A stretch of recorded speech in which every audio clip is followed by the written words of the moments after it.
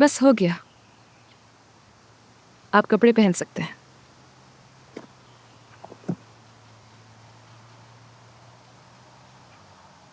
तुम वाकई प्रोफेशनल हो। मैं बेहतर महसूस कर रहा हूं। अब तो मुझे लग रहा है कि तुमने उस छोटे से तोहफे से कहीं ज्यादा कमा लिया है। अरे नहीं, आपने पहले ही बहुत किया है मेरे लिए। आपका बहुत शुक्रिया। आपकी वजह से ही मेरे बेटे का इलाज हुआ है। साशा अब कैसा है? शुक्र है अब काफी बेहतर है वो। यहाँ के डॉक्टर्स बहुत माहिर हैं।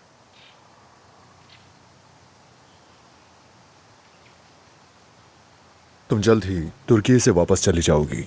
अभी तक तुमने ये खूबसूरत सरजमीन नहीं देखी। कम से कम मेरा शहर तो देख सकती हो।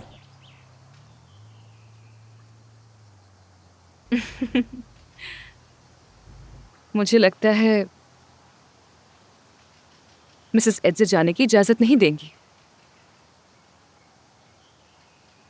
उनसे मैं बात कर लूंगा।